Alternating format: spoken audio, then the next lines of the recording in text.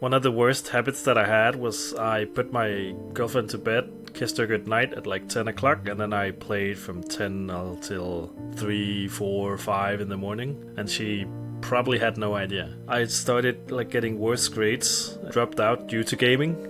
Much rather just sit and play video games than spend time on learning the material. Just ignoring all responsibilities, all interactions with other humans. Playing the games actually always stole away time from creating games. Despite having the intent, but never got around to do it. And then it just culminated where I spent like 13, 15, 17 hours on it. It was like 1,500 hours during the spring of 2000 and COVID, which is just an absurd number. And that happened to coincide with the re-release of World of Warcraft Classic, where I got rank 14, I got full tier 1, 2 and 3 and all that stuff. It was just a problem at that point and I needed to fix it. And then I accidentally stumbled upon Game Quitters.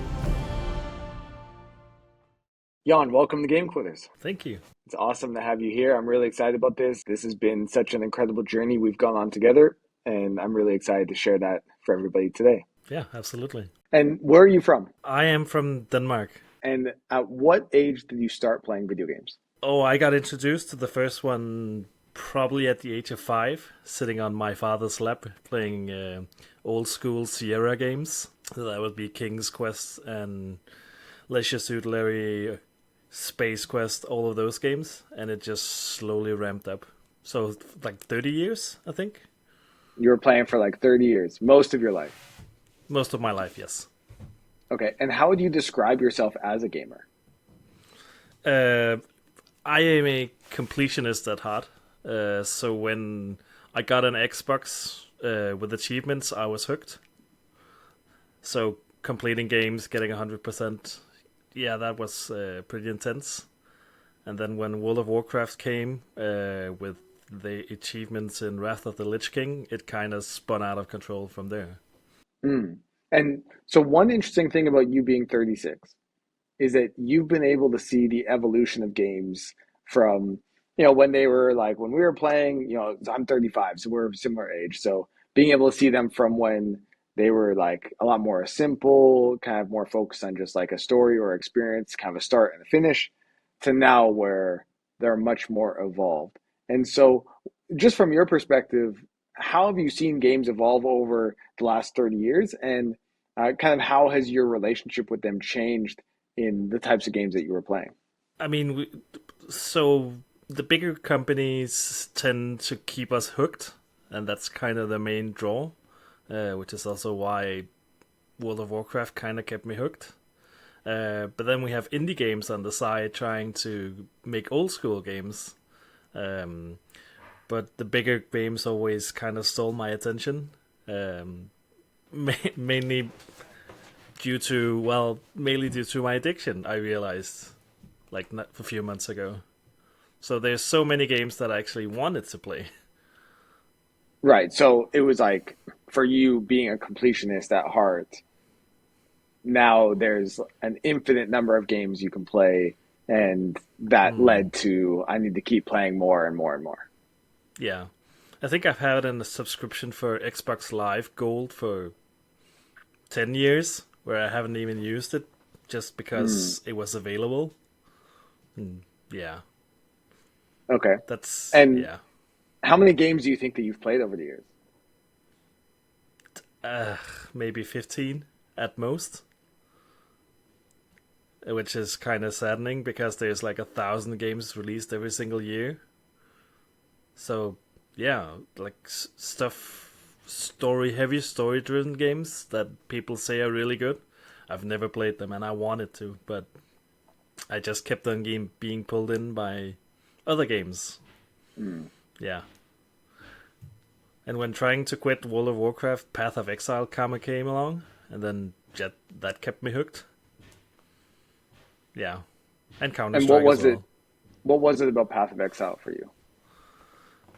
I mean, it was taking the old school Diablo 2 feeling and just playing along on the same vibes. And it just felt like the spiritual successor to Diablo 2. I did spend a lot of time on Diablo 3 as well, and also on Diablo 4. mainly because I hoped Blizzard would be releasing games like they did back in the day, but they Hmm. didn't. And Path of Exile just felt right. And they have this seasonal journey thing where you're kind of hooked on getting 40 achievements every single season. So I may or may not have gotten most of those trophies as well. And so you say this like Diablo 2 feeling. So Yeah. for people who haven't played Diablo 2 or aren't familiar with the game, obviously it's one of the biggest kind of most like epic games of all time. Oh, yes. When you're saying this Diablo 2 feeling, what is that? It's just this. I think it's a feeling of nostalgia. It's this satisfying feeling of getting the loot that actually makes a character better. There's a sense of, like, a true sense of progression and customizability and replayability that's just unlike anything else. And Hmm. if people don't know Diablo 2 and want to see what the Path of Exile is like, just go to Google and search for Path of Exile skill tree, and you'll see what it's all about. It's kind of crazy. It's famous for being like incredibly big and complex, which it is. Hmm. So it is this massive puzzle that you get to solve as well. And for so over the last 3 months, we've been spending lots of time together, talking, getting to know each other, working through stuff. And if there's one thing that I think we both identified, but certainly that I have seen in you is you love complexity, you love the puzzles, you love to figure those puzzles out. And even as you've gone forward without gaming, which we'll get into, that complexity and kind of like figuring out the puzzle is still a core piece of who you are. And so when Yeah. you look at something like Path of Exile with like such a large skill tree, it to me seems very obvious why it would have appealed to you. Yes. It's also why I'm professionally engaged with programming and IT infrastructure, which is pretty much the same puzzle, uh, just on a different scale and different level. Hmm. And yeah, my path of like choice of career has been due to being good at computers. You tend to get good at computers when you sit 15 hours plus in front of the computer every single day. Hmm. So I've spent the last 4 months on 3 4 months on figuring out, well, is that actually what I want to do, and exploring other avenues. Um, and as you can see, there's a bunch of books behind me as well. Um, I've always wanted to read books, but only just recently started reading books. And I Hmm. discovered that buying books is a different hobby than reading books. So I need to combine those now. Like getting games on Steam sales in bundles Oh and yes, actually playing them or completing them. These are different things. I think I had my 1,500, 2,000 games in my library at some point. Yet you had only played maybe 15. Yes, Yeah. like I'm really good at starting projects. So there's one Steam game that I got 100% achievement in, and that's it. I never got past Path of Exile because it was always favorited and open, Mm. and it got new achievements all the time, and yeah, So that kept me you hooked. mentioned gaming like became a problem. It was addictive for you. And so when did you notice, you played for 30 years. When did you notice that gaming started to be a problem for you? I think I've always known. It's more that when World of Warcraft came out in 2005 in Scandinavia, 4 5 ish, I started like getting worse grades in high school, and I started attending educations in university and dropped out due to gaming. Like I'd much rather just sit and play video games than spend time on learning the material. And university in especially university in Europe is very harsh and expects that you know how to study. And I never learned how to study because I was just naturally good at things thanks to sitting in front of a computer.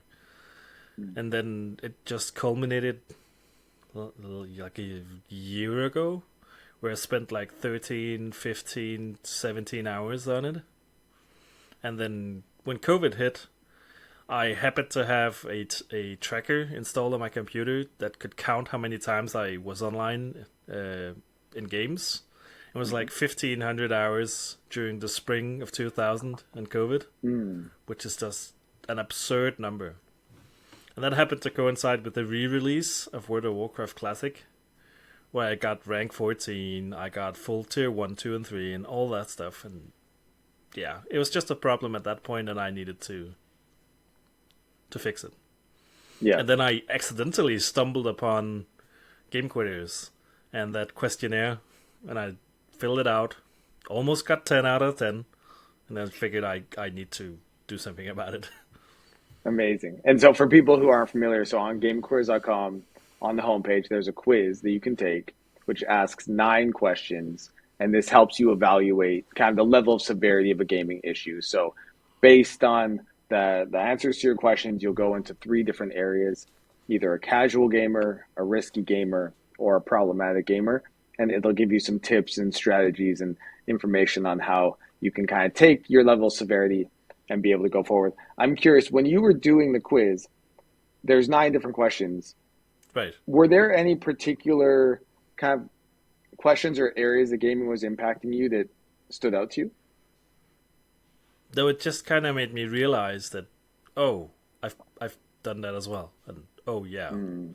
and especially with like pushing and canceling family things Hmm. in favor of gaming and thinking about when I could game next. That's been the two that was hitting the hardest. Right. So sort of the preoccupation of like you might be at work, but you're constantly still thinking about games. It's always Yes, on your mind. You might be kind of getting groceries with your partner, but you're kind of in a rush to get home because you want a little bit of extra time to play, or you're a bit agitated or irritable when you're not playing. Those were things that stood out to you. and putting in my calendar specific time to game. So Path of Exile has been having these community events. That's been and I kind It was like 72 hours, and I tried to schedule as much time as I humanly possibly could, and schedule in like a few hours in sleep just to play for like what 60 plus total hours out of the total 72 hours in the event. Just ignoring all responsibilities, all interactions with other humans. That was probably the last thing I did before engaging with game coders. That was the straw. What was the feedback you were getting from people around you? So your partner, maybe your work environment, was anybody saying that this was a problem? No, they didn't never state explicitly that it was directly a problem. It was more, hmm, you're playing a lot, aren't you? And that's pretty much it. Because I was exceptionally good at hiding it and covering up with other things. And that's what happens when you're kind of ashamed of something as well. You kind of tend to cover it up with something else. One of the worst habits that I had was I put my girlfriend to bed, kissed her good night at like 10 o'clock, and then I played from 10 until 3, 4, 5 in the morning. And Hmm. she probably had no idea. I actually don't know if she had an idea. I should probably go ask her. Uh, So it was one way where you were able to kind of cover your tracks. yeah, exactly. Were there other ways that you were able to cover your tracks? Hmm. There probably were, but I was probably doing it without realizing, Hmm. which is like the scariest part to think about. I think it's an important point to make because so many people who have a gaming problem, they are actually aware of it, right? But they're not necessarily willing to address it or admit it yet. Right. And one of the ways you can know if it is a problem is if you're hiding it, lying, being deceptive. And this becomes one of those interesting areas where it's subtle, right? There's a nuance to it. Your girlfriend going to bed and then you gaming while she's asleep. Are you doing something wrong? How is it affecting you? You're not necessarily directly lying to her, but you're also not really spending that quality time together. You're Yeah. also staying up too late and it's affecting your sleep, which is affecting your work performance.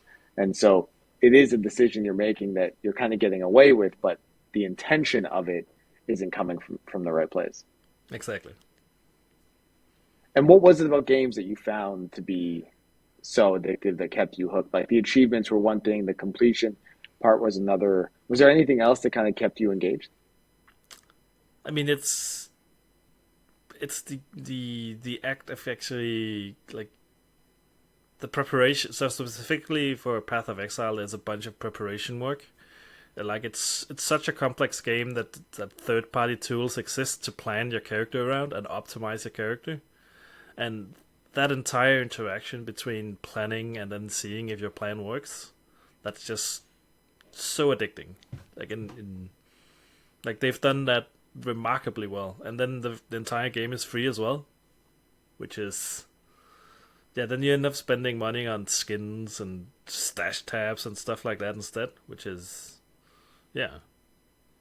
And I mean, I think the entire idea of creating a game at some point is why I've been playing games in the first place. Like it's been a childhood dream to create video games, which is also why I've done IT, but never actually got around to do it. Like I even have books in my shelf for learning how to do it, but never actually just went ahead and did it. So the hobby itself was something that like you really enjoyed. You enjoyed it Yeah, as a passion, as an interest, but then when it came to actually following through on the things that you really wanted to do with it, you never found the time or the focus to do that. yeah, exactly. Like playing the games actually always stole away time from creating games, Mm. so I never got Hmm. around to creating games, despite having the intent. Like I have Unreal Engine installed on my computer. I have a bunch of stuff installed ready to go, but never got around to do it. Mm. And I know dark patterns were one of the interesting Oh ideas that we yes, had talked about, during our work together. And so when you're reflecting back, what were some of those dark patterns in games that you've begun to notice? yeah. So especially with Diablo Immortal coming out, um, it there was a lot of YouTube hype around it, and probably YouTube attention, like highlighting all of the dark patterns. So daily login rewards is one of the big ones. Like and it's pretty much everywhere you see it, and it's not only in video games. If you've ever used Duolingo on your phone, you'll see that the owl is getting progressively sadder throughout the day whenever you're losing your streak.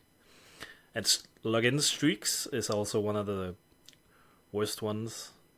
Battle passes, as we can see everywhere in video games, is a terrible dark pattern as well. And then like the most annoying one, because like I like straight numbers, I like math. Whenever you want to buy some currency, you can never buy exactly the currency that you need. You're always left with excess currency, and that's sitting there triggering you to buy more currency to get to zero. It's just taking money straight out of your pocket without realizing. So there's so many, and there's even more subtle ones, uh, as I've come to learn. Like the tone of voice, like the fact that you're getting congratulated, you're being, how do you put it? You're being they congratulate you like a child. So it's like, yay, you did so good, congratulations, confetti, and all of that stuff. And it's when you're aware of it, you just see it everywhere, even inside like apps for writing stuff. You see it as well, and it's like it's the attention that you're supposed to be giving, like directing somewhere, is just being redirected to staying longer inside the app or the Mm. game. Yeah, I've recently read a book which is called like putting attention to the fact that everything is being measured in attention and how many seconds we're spending inside each thing, and they're optimizing towards retention. Like how long do you stay on this thing? And knowing it and being aware of it, it's just it's so you can't unsee it. A couple examples for me, playing Counter Strike, just playing the game, enjoying it, and then at the end of a match, having crates added to your account without you wanting them or buying them. Now, to open those crates, you have to buy a key, right? And then you get the skin. Yes. But the crates go into your account regardless of if you want them or if you have keys or if you have any intention of buying keys. Now, for me, I'm someone who like I don't like the red badge if on the unread message. I don't like inventory on my account that's unopened. And so for me, that was really frustrating because they're adding these crates or these cases, I guess, to my account without me being able to open them because I don't want to actually spend any money on the game. But now it's like unused inventory that's just sitting there, right? So Yeah. that's like one example for me. The other one I would use is Call of Duty. After a game of COD, it's not just one progression system of like, oh, like here your gun got this many XP points and leveled up to this. It's any gun that you use during the entire match that had any kill or anything like that. It they go each one. It's like bam, this one level up, bam, this one level up, bam, this one level up, bam, this one level up. Oh, bam, field operator level up, bam, this thing level up. It's like there's 6 or 7 different progression systems that all have experience points and level up immediately after the match. And it's just bam, bam, bam, bam, bam, Oh right in yeah. your face.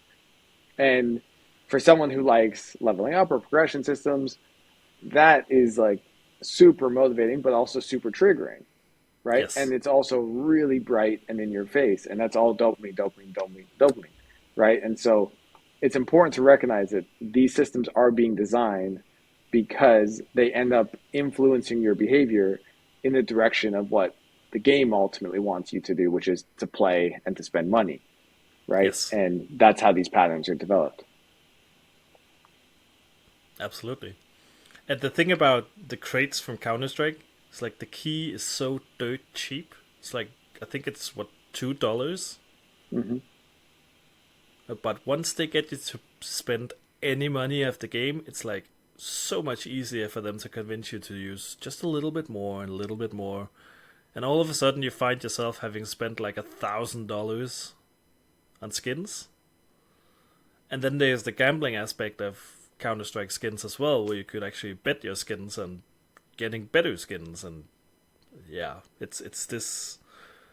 Once you know, and once you're aware of these patterns, it's like you'd never want to touch it again. So take us back to that moment where you realized I need to stop. You were aware of it for some time, but then there came a moment where you were like, I'm going to do something about this. I'm going to take action. I'm going to move on. What was that Right. moment? It was basically after having filled out the questionnaire. Mm-hmm. Uh, I think it was like in one of those evenings at like 2 a.m. in the morning. And it just struck all the right notes. And I kind of wanted to wake up my girlfriend and get her to take the test, just to clarify for her and tell her what was going on. But I waited until the following morning, got her to take it, tell her that I intended to just go for it and see what happened and try to fix it. And she was so supportive from day one. It's like, yeah, let's go for it. And she was so surprised that I actually answered yes to any of the questions. Like because I think she got a score of 1, and that's because one of the questions are like very easy to say yes to. I think at the time it's like, have you ever thought about gaming when you're not gaming? It's like, sure. She could think about board games when not playing board games. And like, oh well, yeah. So from that moment, I just signed up, and it was just like a wake up call to get things fixed. Amazing. Yeah, I remember that first time that we spoke. And for me, I was so excited because, when someone's coming with a lot of clarity and they want to be able to move forward and they want to address this and they're willing to do the work and they're coachable, then that makes that process a lot of fun. And so, for people wondering, so Jan then joined a coaching program where him and I worked together over the last 4 months and worked every single week on really moving this forward and ultimately not really kind of from the mindset of like, I never want to play games again or I'm an addict or any of that mindset. It was really just how do we bring this into control and be able to move forward in our life. Now, during this time, you had committed to not playing games for 90 days, right? And that's a process that you went through. And then since then, we've just continued that. Yeah. Now, tell us, like, what were some of the key moments for you during this time? So we started to work together And what were some of the key ideas that you ended up taking away while we were doing that? Well, one of the things that we initially started at was talking about the habit loop. So identifying what the heck is going on. So we simply started identifying with what's the trigger for getting into the games, and simply removing the trigger, like removing the ability of the trigger even being present. And the trigger happened to be my girlfriend going to bed. So why not just go to bed at the same time? And that just ended up changing so many things. Um, I had trouble falling asleep, so we introduced like a hour before sleep. We just simply stated no technology at all, and introduced a journal as well to reflect on how the day has been.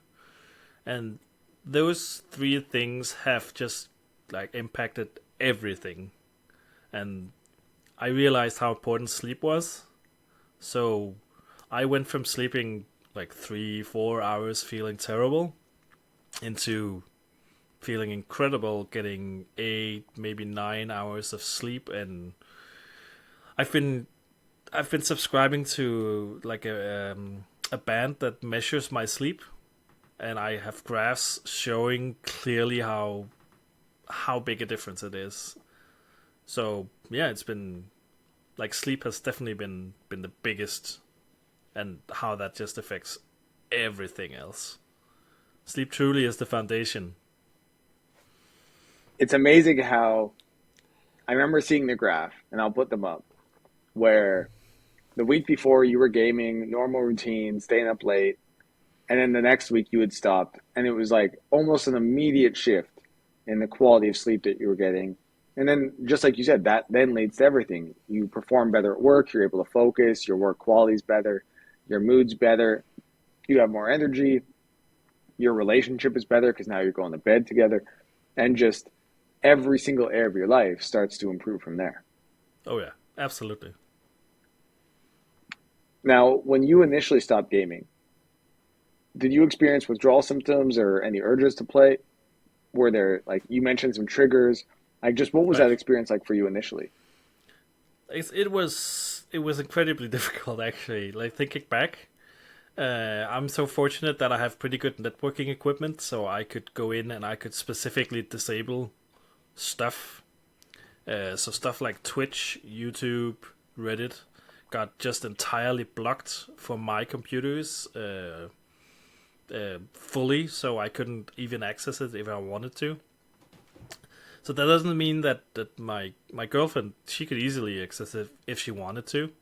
So technically, I could also access it on my phone, uh, but I don't want to use my phone, so I don't have any notifications on my phone. I barely have any apps on my phone either. So I've never really watched Twitch on my phone either because I think it's too small. So I just had to eliminate all of that stuff, and boredom just kicked in immediately. So sitting there thinking, well, now I'm sitting here. Now what? And I just started doing creative stuff instead. I started coding, I started doing small puzzles, I started doing stuff that would make me better. And yeah, I'm still thinking about it, and there's still urges to play video games coming up, but I'm trying to replace it doing something else. So yeah, yeah, it's still like it's been 4 months, almost 5 months now, and it's still coming up. The urge to game, um, but then again, it's like a 20 plus year, 30 year addiction. It doesn't go away within a few months. It takes time. So I'm also waiting. Yeah, I'm waiting to reintroduce video games to my life still.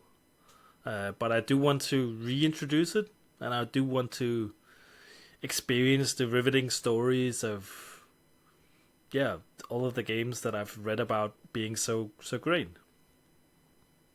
Like I want to experience the story of Baldur's Gate 3, for instance. I've heard so many good things about the storylines and all of that, and I want to sit at the PlayStation with my girlfriend experiencing that. But I just can't do it right now because I can't control it. And that's where I think the idea of just not being in a rush. really comes in, right? Where Yes. if you want in the future, and people watching this, some people have a desire to be able to play in moderation, right? Some people have a desire to stop forever. One of the really key ideas when it comes to being able to play in moderation involves how much personal growth have you really had in your life so that you're not so sensitive to the triggers in the first place, right? And I think a key indicator of that is how much of a rush are you in to get back to games if you are doing a detox, right? So if you're doing a detox, but on day 91, you're rushing back to games, it's very unlikely that you're going to be able to be in control of that. Whereas if you can give yourself some time, a year, year and a half, 2 years, whatever amount of time it really is, but if you can give yourself some time, then there is a moment potentially in the future where you can actually enjoy it and not have it be an issue. But if you're in a rush to get back to it, it's just so unlikely that that's going to be the case. And so I think one thing that really stands out to me when it comes to you is just that patience that you're really willing to have with it.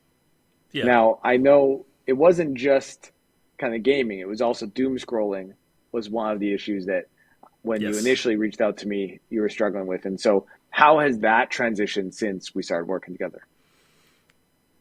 Yeah. So one of the things that happened when, well, I finished gaming at like what, midnight, and then I could sit and just watch YouTube shorts on for hours on end because it's just garbage content that gets sent to you, and you watch it, and for some reason you just keep on going because you might have something awesome pop up and you don't want to miss it.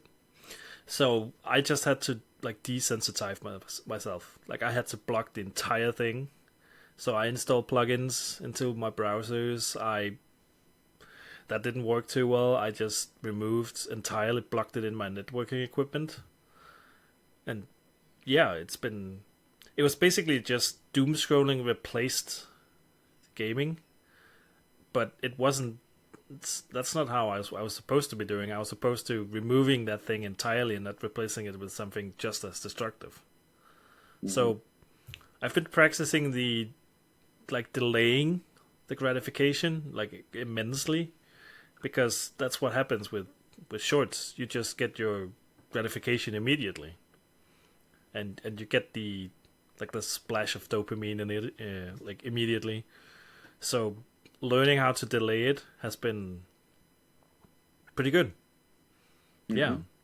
and forcing myself to actually read books has been one of the ways because you can't just jump to like the gratification. You have no idea where it is in the book, so you have to kind of go slowly. You're limited at the speed you read, which is yeah, it's good. It's been one of the ways that worked remarkably well for me. And when it comes to like journaling, which is something you've been doing before bed, Right. what has that taught you? What have you reflected on? What's kind of stood out to you?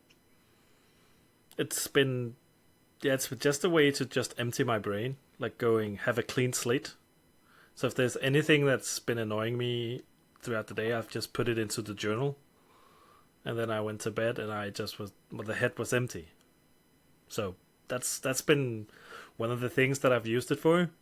I've also been looking back into it now, actually see how things were, and it's very different from today. Yeah. So it's brought you a lot of peace. Oh yes, absolutely. Okay, so I want to come to another thing here in a moment, but before we do that, one of the things that stands out to me about you going through this detox is you haven't necessarily found all the hobbies that replace it immediately, but you've been willing to try different things. And Absolutely. these are things that you may have always wanted to try in your life, but you just never spent the time on it because gaming was always the thing that occupied your time. Yes.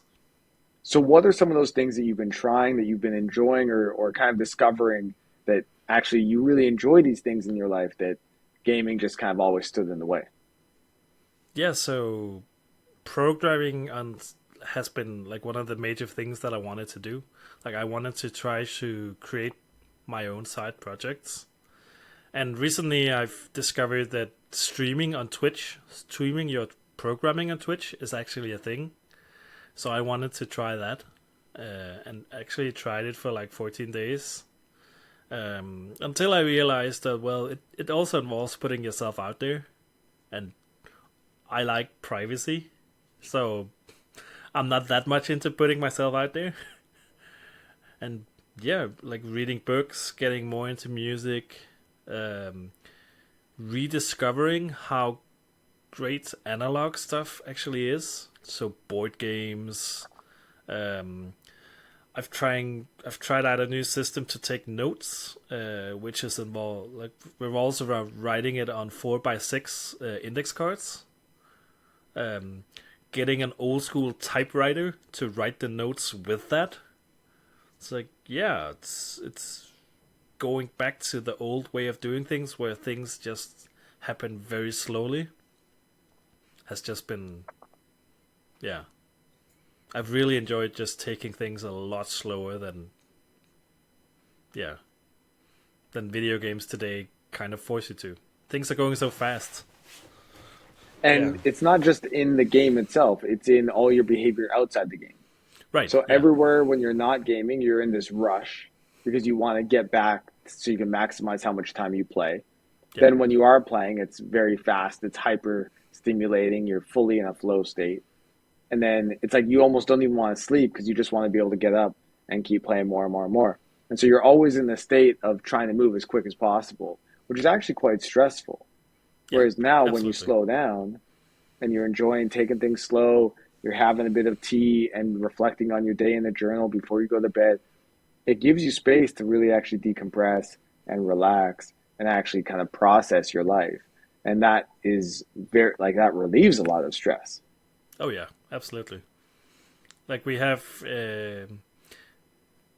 this word in Danish. I have no idea what it is in English, but it's basically whatever. And it's a nice Danish word called pyt. And my button for saying meh whatever has gotten so much larger, and yeah, it's been just been I've been much more pleasant to be around as well in Mm-hmm. general. So yeah, taking things slower, not stressing about things. It's like yeah, it's been just an overall nice change to have happened. So I want to come to one of the biggest moments that we had, Right. and that was with your Steam account. Yeah. So tell us a bit about what happened with the Steam account. Yeah. So the Steam account that I have is a 5-digit number, a 5-digit Steam account. So that basically means I was amongst the first 100,000 who created the Steam account. And I have vivid memories of sitting up that evening, struggling to get through the queue to create the account. And it was kind of a status symbol having a 5-digit or even 4-digit Steam account. And apparently there's a lot of money in that as well. It's mostly within the Counter-Strike community. But I actually went ahead and put it up for deletion. So I don't have access to that Steam account anymore. And I don't have access to my Blizzard account either. Or any of my Battle.net accounts. And yeah, so Cam kind of suggested that I should do a ceremony about it. So take all of my screenshots, put it out on paper, and just appreciate it. And there's this quote. Well, there's this saying that Cam came with that's kind of tattoo worthy. It's like, how was it? Letting go is the appreciation of the service it provided. Yeah. It's like, yeah. So I had this entire ceremony where I got a paper shredder, looked at the screenshot, and just say, well, that's a good memory, and put it in the shredder, and so it fade away. So There were yeah, that was thousands of these screenshots. yeah, it was a lot of paper. It wasn't so environmental, so good for the environment, but it just that relief of letting go. That was yeah, that was so good. That was a pivotal moment for moving on. And just to share a bit of context for people, so letting go is the acknowledgement that the thing has completed its service. And what we mean by that is that sometimes we don't want to let go because we feel like if we let go of games, then it's like all the time we spent playing was meaningless. And actually gaming means so much to us, right? Especially if we've been playing for a long time. And so being able to let go of the account or let go of games isn't about games being meaningless. It's not about those experiences not being purposeful in your life. It's simply acknowledging that that chapter of your life has now complete. And the service the games were providing or the Steam account were providing has just simply come to a point of completion. And so you can let it go. You don't have to hold on to it forever. Now, you can just let it go and you can move on. But sometimes doing something physical can be very helpful in kind of visualizing that letting go experience. And so I've done this before with limiting beliefs in my life at a campfire, writing down a limiting belief on a piece of paper and then putting it in a campfire and letting it go in that way.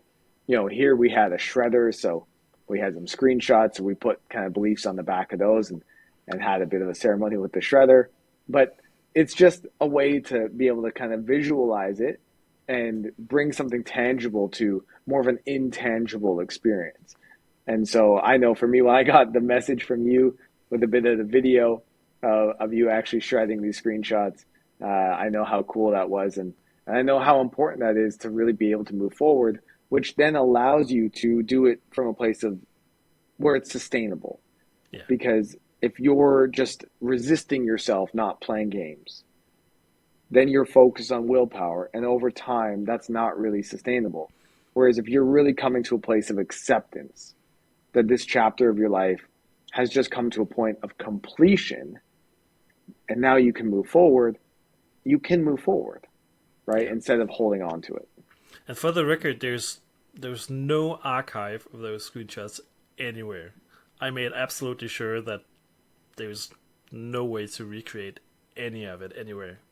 So they used to be on a hard drive. That hard drive also got destroyed. So there's absolutely no possibility to recreate any of it. So it's gone for good. And the initial plan was actually to do a bonfire as well, but I couldn't find a way to do it legally in Denmark right now. So A shredder worked fine. yeah, it worked really well. Okay. And so bring us up to date. So like, one area that gaming was affecting was you were lying and kind of being somewhat deceptive with your partner. So like how's gaming, not gaming for over 170 days, how has that impacted your relationship? Positively, very positively. Uh, she's kind of joking that I went through a midlife crisis at a very young age and reinventing myself and figuring out what I want to do. And I've been able to put into words how I feel and put my frustrations into words, so it's just made the entire thing so much better. So overall, it's just been an exceptionally positive experience. And what about work? Yeah, so work is still good. Very very focused. I could do my work in a very focused amount of time. So I've got plenty of time to work on my own projects and on my own side projects. So yeah, it's just been so much better. And are there any other areas that you feel like not gaming has really supported you? Both like financially is a big thing. There's so much more money now. There's so much more time in the day.